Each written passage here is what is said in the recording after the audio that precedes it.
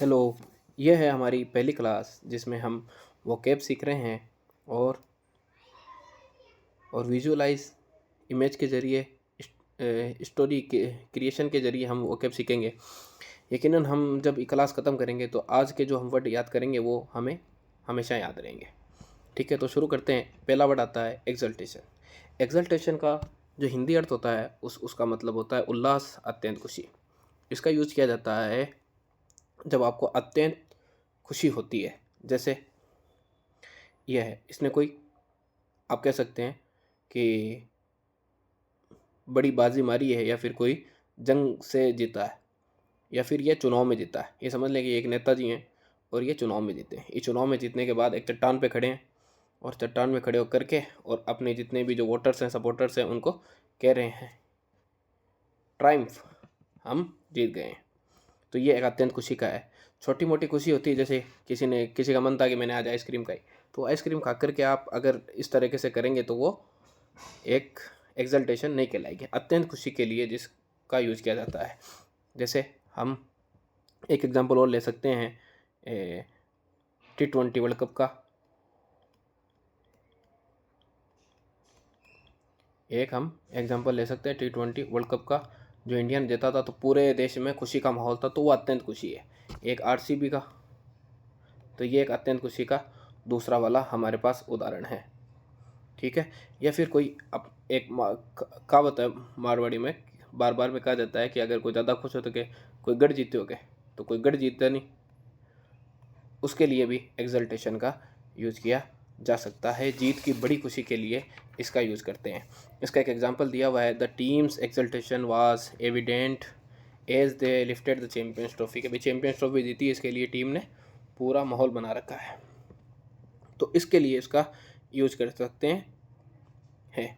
अब जो ट्रायम्फ है, एक्सल्टेशन, इसके सिनोनिम्स क्या होंगे? तो इसके सिनोनिम्स की बात की जाती है तो जुबिलेशन, रिजॉइसिंग, इलेशन, ट्रायम्फ और यूफोरिया। एक इसके साथ हम एक वर्ड और यूज कर सकते हैं जिसके कहते हैं यूरेका।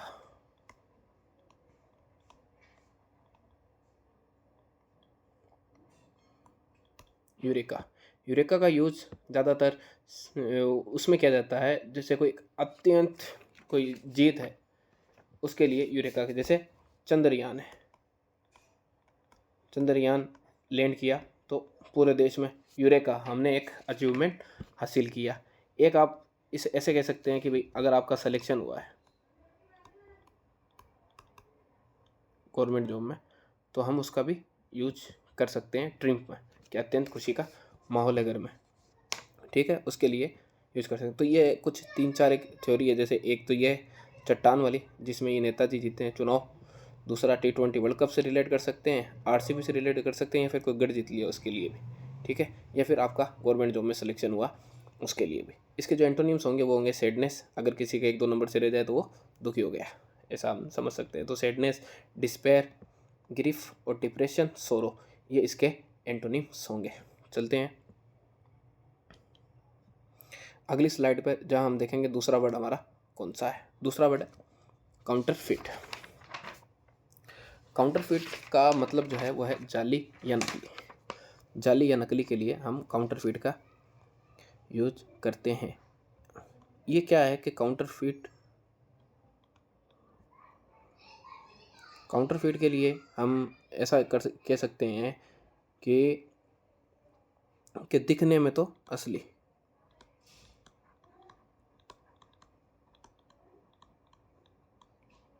दिखने में असली लेकिन असल में नकली, असल में नकली, तो वहाँ काउंटरफिट का यूज होता है। जैसे ये नोट है, ये 2 नोट दिए हुए हैं। ठीक है, अभी 2 नोट हैं तो ये दोनों एकदम सेम दिख रहे हैं। ठीक है, ये दोनों नोट एकदम सेम दिख रहे हैं, तो ये हम कह सकते हैं जाली नोट है। ठीक है, इसमें से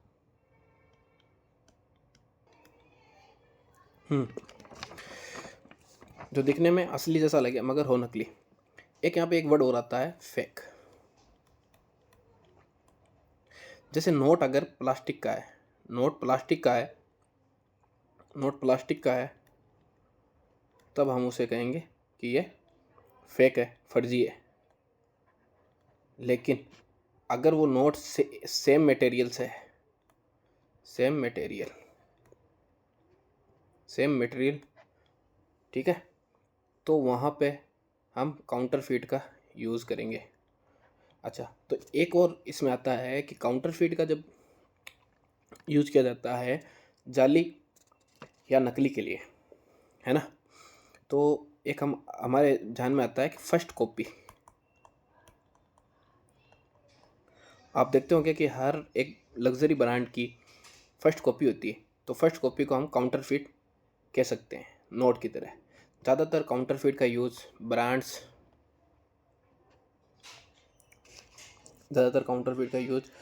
ब्रांड्स महंगे डॉक्यूमेंट्स उनके लिए किया जाता है।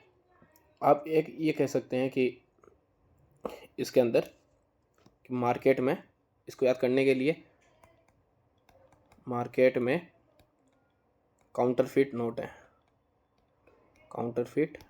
है। इस नोट से याद रखें कि काउंटरफीट है।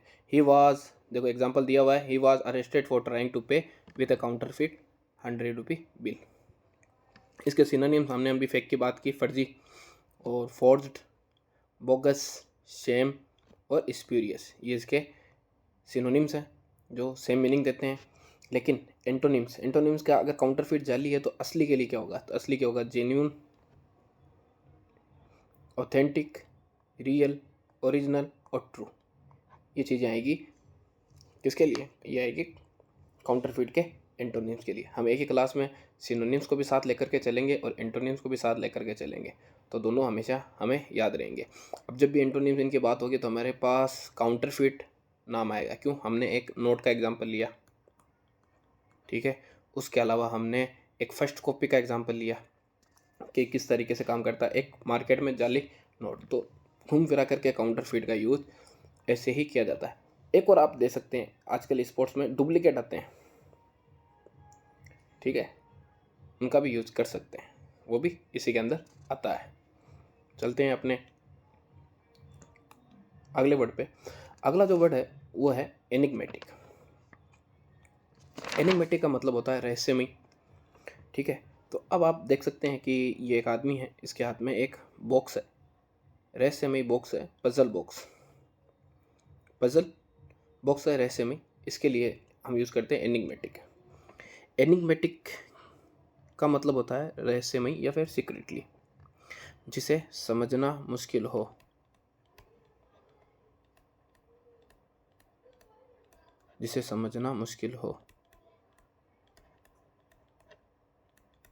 तो वहाँ यूज एनिग्मेटिक का किया जाता है। जैसे एक एग्जांपल दिया हुआ है, the Mona Lisa's enigmatic smile has puzzled arts lover for century, ठीक है,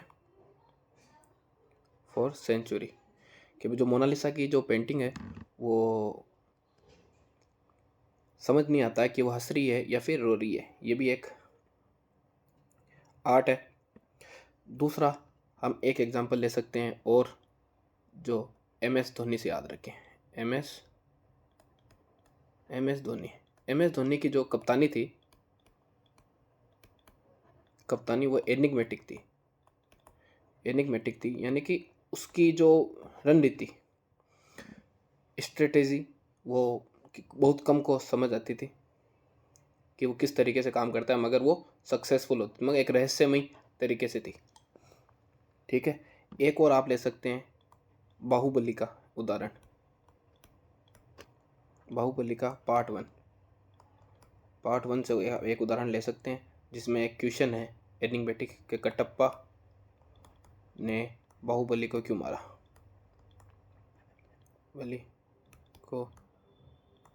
मारा, ये भी एक एनिग्मेटिक क्वेश्चन है कि रहस्यमय क्वेश्चन है जिसका खुलासा बाद में हुआ। इसकी हम बात करें कि इसके सिनोनिम्स क्या हो सकते हैं, तो इसके सिनोनिम्स में सबसे पहले मिस्टीरियस, पजलिंग, क्रिप्टिक या इंस्क्रूटेबल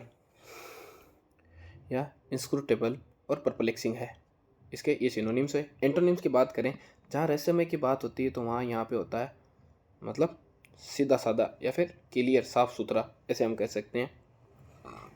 तो clear, simple, obvious, straight forward और ट्रांसपेरेंट, ये इसके एंटोनिम्स होंगे। एनिग्मेटिक्स से हम याद रख सकते हैं कि धुंधला या फिर रहस्यमय, जो हमें साफ से नज़र ना आए, किसी में रहस्य छुपा हो। ठीक है, इस बॉक्स से भी याद रह जाएगा।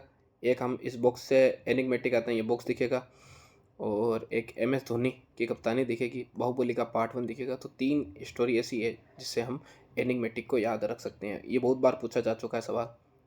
आगे चलते हैं। अगला जो हमारा है वो है एवोल्यूशन। एवोल्यूशन का होता है उन्मूलन या समाप्ति। ठीक है, ये होता है किसी कानून, प्रथा या सिस्टम का खात्मा, या हम कहते हैं समाप्ति। उसके लिए होता है काला कानून अगर ख़त्म होता है तो वहाँ हम कहते हैं एबोलिशन ऑफ लॉ। ठीक है, इस तरीके से हम इसका यूज़ करते हैं। अगर किसी ने आपको हाथ दे करके रोका तो वो रुकना एबोलिशन के अंदर नहीं आता है, ये ध्यान रखना। सरकार अगर ऐसा कहते हैं कि आज से जो है ये कानून बंद हो गया, कोई सा भी ले लें, तो वहाँ हम इसका यूज़ करेंगे। जैसे हम देख सकते हैं कि यहाँ पे एक बुक है लॉ की, कि भाई ये कानून अगर लिया जाए वापस तो वहाँ एबोलिशन का यूज़ किया जा सकता है। आज़ादी, गुलामी से आज़ादी के लिए भी हम एबोलिशन ऑफ स्लेवरी ऐसे कह सकते हैं। ये जंजीरों से याद रहेगा। एबोलिशन की बात आते हैं मतलब डिस्ट्रॉयस, ये एबोलिश से बना है। The abolition of the unjust law was a victory for human rights and justice. ये इसका एक एग्जाम्पल है कि हम किसी प्रथा, जैसे सती प्रथा का जो एबोलिशन हुआ उसके लिए यूज़ कर सकते हैं। कोई कानून है उसके लिए। एक यहाँ पे आता है देखो इनेक्टमेंट, जब कानून लागू होता है तब तो इनेक्टमेंट कहते हैं, और जब कानून ख़त्म होता है तब हम एबोलिशन कहते हैं। एक और इससे हम याद रख सकते हैं कि इससे हम एक चीज़ और याद रख सकते हैं एबोलिशन से, एटम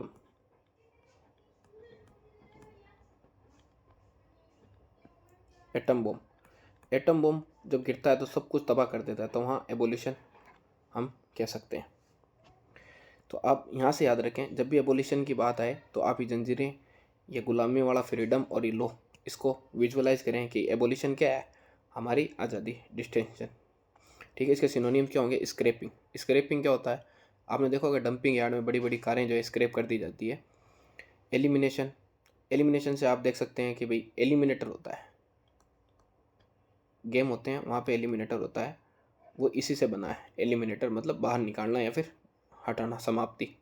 रिपील, इरेडिकेशन और टर्मिनेशन। ठीक है, ऐसे ही रिटेंशन आपने देखा होगा, प्लेयरों के रिटेंशन होते हैं IPL में, वो इसी का एंटोनिम एबोलिशन का, मतलब क्रिएट करना या फिर वापस लेना। क्रिएशन हो गया, इनेक्टमेंट हो गया, और इस्टेब्लिशमेंट हो गया, इंस्टीट्यूशन। ये इसके एंटोनिम वर्ड होंगे एबोलिशन के। ठीक है, चलते हैं आगे। अगला जो है नेव, अगला जो वर्ड है वह है नेव। अगला जो वर्ड है वह है नाइव, है ना। इसको हम नेव नहीं बोल करके नाइव बोलेंगे, जिसका अर्थ होता है अनुभवहीन। आप देख सकते हैं कि ये एक, हम कह सकते हैं कि एक ही भूत है। ये किस तरीके से जो बच्चे को डरा रहा है, बता रहा है कि आपको इस तरफ जाना है, लेकिन बच्चा एक साइन नहीं देख रहा है। वो साइन क्या है? डेंजर। मतलब ये बच्चा बोला है और इसको कुछ समझ में नहीं आ रहा है कि मैं कहाँ जाऊँ, जिसे नाइव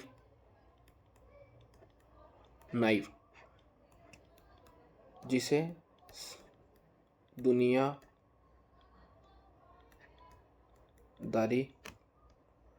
की समझ ना हो, जो एकदम बोले जो एकदम भोला होता है, उसके लिए हम नाइव का यूज़ करते हैं। जैसे बच्चे बचपन में चांद को मामा कहते हैं। तो ये क्या है? ये इनका नाइफ वाला रूप है कि बच्चों को अभी पता नहीं है। ऐसे ही कोई नया नया कंपटीशन एग्ज़ाम में घूमता है, जैसे अंदर आता है तो उसको लगता है कि भाई,